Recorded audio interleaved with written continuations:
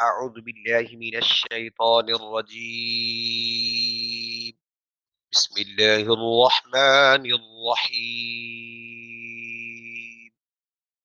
الشهر الحرام بالشهر الحرام والحرمات قصاص فمن اعتدى عليكم فاعتدوا عليه بمثل ما اعتدى عليكم واتقوا الله واعلموا أن الله مع المتقين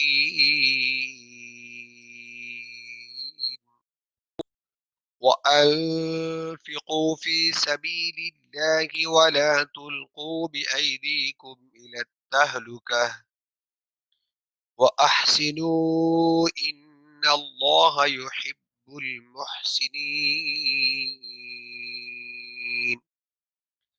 صدق اللہ العظیم۔ سورۃ البقرہ کی آیت نمبر 194 اور 95 کی تلاوت کرنے کی سعادت حاصل کی ہے۔ نبی کریم صلی اللہ علیہ وآلہ وسلم سن 6 ہجری میں عمرہ کے لیے جاتے ہیں۔ مکے کے قریب حدیبیہ مقام پر پڑاؤ ڈالتے ہیں، کیونکہ اس وقت تک کفار مکہ کا تسلط تھا، ان کا قبضہ تھا۔ ان سے اجازت چاہی کہ ہم عمرہ کرنے کے لیے آئے ہیں، عمرہ کر کے واپس چلے جاتے ہیں۔ چنانچہ اس کے نتیجے میں صلح حدیبیہ ہوتا ہے اور آئندہ سال عمرہ کرنے کی اجازت ملتی ہے۔ اب سن 7 ہجری میں نبی کریم صلی اللہ علیہ وسلم صلح حدیبیہ کے قانون کے مطابق فوت شدہ عمرہ ادا کرنے کے لیے صحابہ کرام کے ساتھ مکہ کا سفر کرتے ہیں۔ تو صحابہ کرام رضوان اللہ تعالی علیہ مجمعین جانتے تھے کہ کفار معاہدوں اور صلح کا کچھ اعتبار نہیں کرتے، ممکن ہے کہ وہ ہم سے جنگ کرنے لگیں۔ تو اس جنگ میں صحابہ کرام رضوان اللہ تعالی علیہ مجمعین کے دل کے اندر یہ خیال پیدا ہوا کہ جیسا کہ اس سے پہلے کل کے درس میں نے بتا دیا تھا کہ مکہ میں حرم مکہ میں، یعنی جہاں اللہ تعالیٰ نے بونڈری میں، وہ ایک بونڈری ہے، وہاں اللہ تعالیٰ نے جنگ کرنے سے منع کیا ہے۔ تو حرم مکہ میں جنگ کی نوبت آئے گی جو اسلام میں بالکل ناجائز ہے، اور اس کا جواب تو میں نے آلریڈی دے دیا تھا۔ اور حرم مکہ کی جو حرمت ہے یہ مسلمانوں پر لازم آتی ہے۔ اور نمبر 2 کہ یہ ذی قعدہ کا مہینہ ہے، 4 حرمت والے مہینے ہیں، ان میں جنگ کرنا بالکل ناجائز تھا شروع میں۔ اب کی بات نہیں کر رہا، پہلے زمانے میں ان میں جنگ کرنا بالکل ناجائز تھا، اللہ تعالیٰ نے منع کر رکھا تھا۔ اور انہیں اشہر حرم قرآن کے لفظ میں انہیں کہا جاتا ہے، یعنی ذی قعدہ، ذی الحجہ، محرم اور رجب، یہ 4 مہینے ہیں۔ تو اللہ تعالیٰ نے اس کے جواب میں یہ آیات نازل فرمائی، جیسے حرم مکہ کی حرمت لازم ہے، ایسے ہی فرمایا کہ حرم مکہ کی حرمت سے حالت دفاع مستثنی ہے، کہ مکہ میں اگر کوئی کافر آپ سے جنگ کرنا چاہے تو آپ اپنا دفاع کر سکتے ہیں۔ اسی طرح اگر اشہر حرم جو حرمت والے مہینے ہیں، ان میں کافر اگر ہم سے قتال کرنے لگے تو ہم بھی ان سے دفاعی جنگ کر سکتے ہیں ان مہینوں کے اندر۔ ایک اور مسئلہ ہے کہ یہ 4 مہینے ذی قعدہ، ذی الحج، محرم، یہ 3 ماہ تو مسلسل ہیں، چوتھا مہینہ رجب کا ہے۔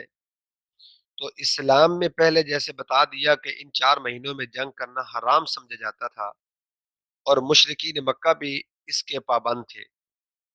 ابتدائی اسلام میں 7 ہجری تک یہی قانون تھا، اس لیے صحابہ کرام رضوان اللہ تعالی علیہ مجمعین کے ذہنوں کے اندر یہ اشکال آیا، یہ سوال پیدا ہوا۔ پھر اس کے بعد حرمت قتال جو ہے وہ منسوخ کر کے عام قتال کی اجازت دی گئی۔ اب آدمی، جیسے میں نے بتا دیا ہے کہ تمام مہینوں میں لڑنا جائز ہے۔ اس کے بعد جو آخری آیت ہے اس میں اللہ تعالیٰ نے خرچ کرنے کے فوائد بتائے اور جو اللہ کے راستے میں خرچ کرتا ہے اللہ تعالیٰ اس کے لیے فرمایا کہ ان اللہ یحب المحسنین، نیکی کرنے والوں کو اللہ تعالیٰ کیا کرتے ہیں؟ پسند فرماتے ہیں۔ اب آتے ہیں اس آیت کے ترجمے کی طرف۔ الشہر الحرام بالشہر الحرام والحرمات قصاص، حرمت والا مہینہ بدلہ ہے حرمت والے مہینے کے، والحرمات قصاص اور بدلہ ہے قصاص، والحرمات قصاص اور ادب رکھنے میں بھی بدلہ ہے۔ فمن اعتدى علیکم فاعتدوا علیہ بمثل ما اعتدى علیکم، فمن اعتدى کہ جس نے تم پر زیادتی کی تم بھی اس پر زیادتی کرو، اس جیسے اس نے زیادتی کی ہے۔ ما اعتدى علیکم، جیسے اس نے تم پر زیادتی کی ہے۔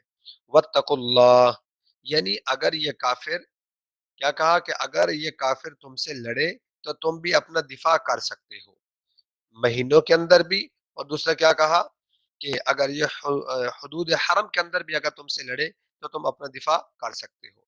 واتقوا اللہ وَاعْلَمُوا، اور ڈرو اللہ سے، وَاعْلَمُوا جان رکھو بے شک اللہ تعالیٰ متقین کے ساتھ ہے، متقی لوگوں کے ساتھ ہے۔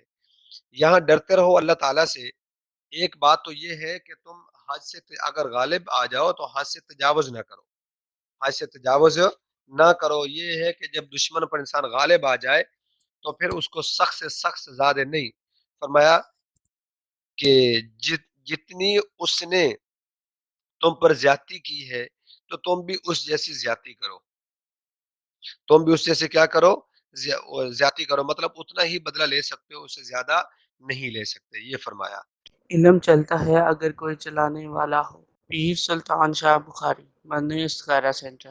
ہر کام بذریعہ عملیات و تعویذات، ہر طرح کے کام دنیاوی مسائل کا حل 100% گارنٹی کے ساتھ کروائیں انشاءاللہ۔ عملیات سے کیا کچھ ممکن نہیں، اپنا ہر کام گھر بیٹھے رازداری سے حل کروائیں، مسئلہ کیسا ہی کیوں نہ ہو، مثلاً شادی میں رکاوٹ، بچوں کے رشتے کی بندش، محبت میں ناکامی، کاروباری بندش، ساس بہو کا جھگڑا، اولاد کا نہ ہونا یا ہو کر مر جانا، میاں بیوی کا آپس میں جھگڑا۔ آستانہ عالیہ، 1 unit Bahawalpur. Contact for what's app 034129322731 اور 0301611330۔ وَأَنفِقُوا فِي سَبِيلِ اللَّهِ وَلَا تُلْقُوا بِأَيْدِيكُمْ إِلَى التَّهْلُكَةِ وَأَنفِقُوا فِي سَبِيلِ اللَّهِ، اور خرچ کرو مال اللہ کے راستے میں۔ اس میں مسلمانوں پر لازم کیا گیا کہ جہاد کے لیے ضرورت کے مطابق اپنے مال اللہ کی راہ میں خرچ کریں۔ اس سے فقہا نے یہ حکم نکالا ہے کہ مسلمانوں پر زکوٰۃ فرض کے علاوہ دوسرے حقوق بھی فرض ہیں۔ جیسے اللہ نے یہاں کہا نا کہ انفقوا فی اللہ کے راستے میں خرچ کرو، تو کہتے ہیں کہ جیسے مسلمانوں پر زکوٰۃ فرض ہے، اگر ایک صاحب نصاب ہے اس پر زکوٰۃ فرض ہے، تو اس طرح دوسرے حقوق بھی ان مسلمانوں پر فرض ہیں۔ غریب ہے، اس کے رشتہ دار جو ہیں وہ غریب ہیں، تو ان کو چاہیے کہ ان کا بھی کیا کرے؟ وہ خیال رکھے۔ وَلَا تُلْقُوا بِأَيْدِيكُمْ إِلَى التَّهْلُكَةِ وَأَحْسِنُوا إِنَّ اللَّهَ يُحِبُّ الْمُحْسِنِينَ۔ وَلَا تُلْقُوا بِأَيْدِيكُمْ إِلَى التَّهْلُكَةِ، اور نہ تم ڈالو اپنے ہاتھوں کو ہلاکت میں۔ اس کا کیا مطلب ہے؟